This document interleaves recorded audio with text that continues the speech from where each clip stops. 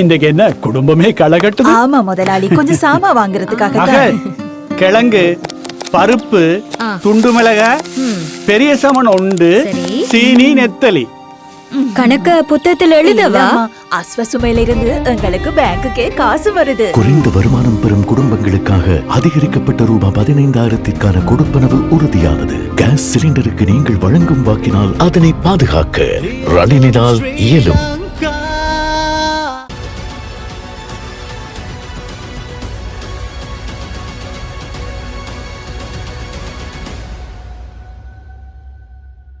இந்தியாவில் வெளியாகியுள்ள புதிய அறிக்கையின்படி கடந்த 5 ஆண்டுகளில் ஒரு ஆண்டுக்கு 10 கோடி ரூபாய்க்கும் அதிகமாக சம்பாதிக்கும் இந்தியர்களின் எண்ணிக்கை அதிகரித்துள்ளதாக தெரிவிக்கப்பட்டுள்ளது.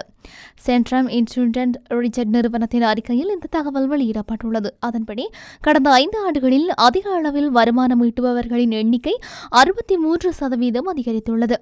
இந்த தகவல் இந்தியாவின் பொருளாதாரம் முன்னோக்கி செல்வதை சுட்டிக்காட்டுகின்றது. தற்போது இந்தியாவில் சுமார் 31,800 பேர் ஆண்டுக்கு 10 கோடி ரூபாய்க்கு மேல் சம்பாதிக்கின்றனர். இது கடந்த 5 ஆண்டுகளில் 63% வரை அதிகரித்துள்ளது. அதேபோல ஆண்டுக்கு 5 கோடி ரூபாய்க்கு மேல் வருமானம் ஈட்டுபவர்களின் எண்ணிக்கை 58,200 அதிகரித்து 49% அதிகரித்துள்ளது. இதேவேளை ஒரு ஆண்டுக்கு 50 லட்சம் ரூபாய்க்கு மேல் வருமானம் ஈட்டுபவர்களின் எண்ணிக்கை 25% அதிகரித்து கிட்டத்தட்ட 10 லட்சம் பேர் வரை எட்டியுள்ளதாக அறிக்கையில் சுட்டிக்காட்டுகின்றது.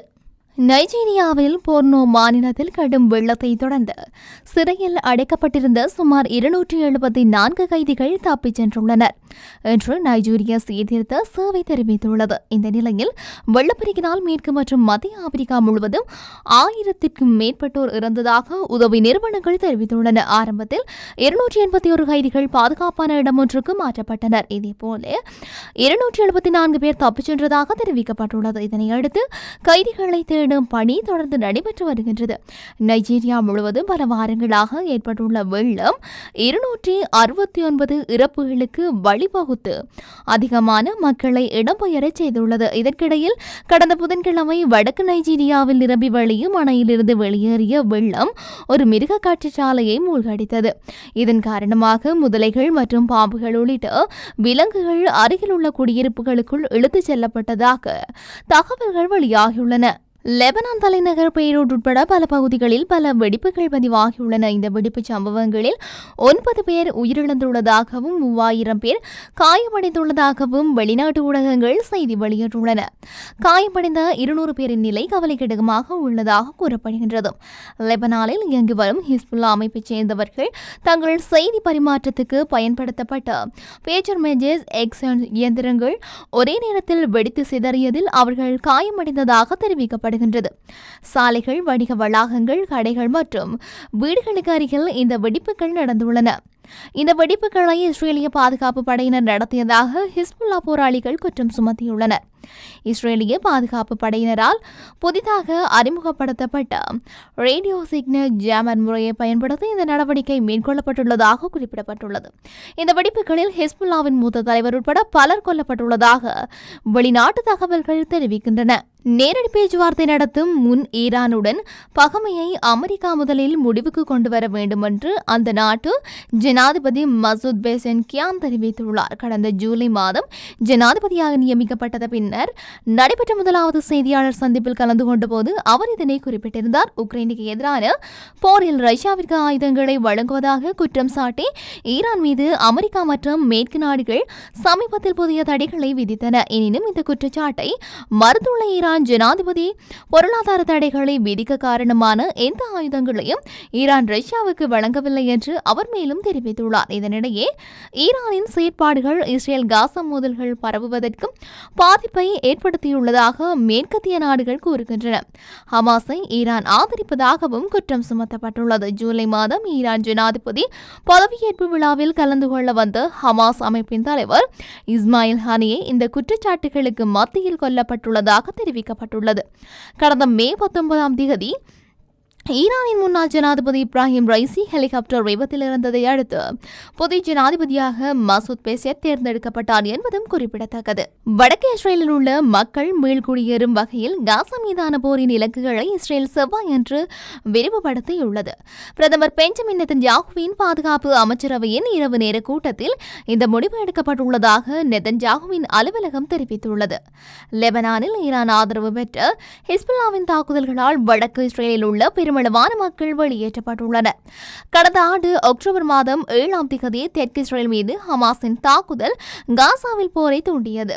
ஒரு நாள் கழித்து இஸ்ரேலுக்கு எதிராக ஹிஸ்புல்லாவும் போர் தொடுத்தது. இதையடுத்து இஸ்ரேல் லெபனான் எல்லையில் மோதல் அதிகரித்தது. பிராந்தியத்தில் பெரும் அச்சுறுத்தல் ஏற்பட்டிருந்தது. போர் பதற்றம் காரணமாக பல்லாயிரக்கணக்கான இஸ்ரேலியர்கள் வடக்கு எல்லையில் உள்ள நகரங்களில் இருந்து வெளியேற்றப்பட்டனர்.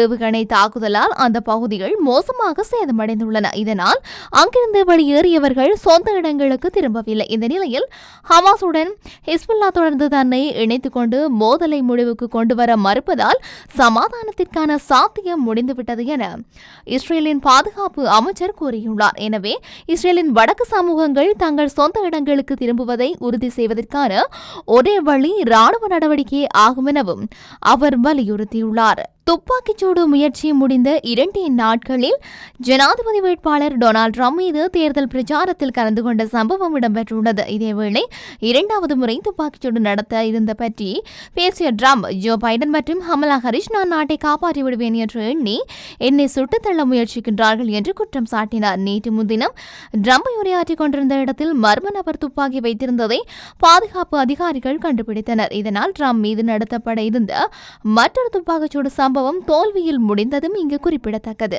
மொடர்னா நிறுவனத்தின் புதிய கோவிட்-19 தடுப்பூசிக்கு கனடிய சுகாதார நிறுவனம் அனுமதி வழங்கியுள்ளது. புதிய திரிப்புகளுக்கு பயன்படுத்தக்கூடிய ஈட்டியப்படுத்தப்பட்ட மெடர்னா தடுப்பூசி இவ்வாறு வழங்கப்பட உள்ளதாக தெரிவிக்கப்படுகின்றது. வைரஸ் தொற்றுக்காக பயன்படுத்தப்படும் புதிய தடுப்பூசிகள் விரைவில் கனடாவிற்கு தெரிவிக்கப்பட உள்ளதாக அறிவிக்கப்பட்டுள்ளது. ஒமிக்ரான் ரிபின் KP2 உபதிரிவனை குணப்படுத்தக்கூடிய புதிய வகை தடுப்பூசிகளை மெடர்னா நிறுவனம் அறிமுகமும் செய்துள்ளது.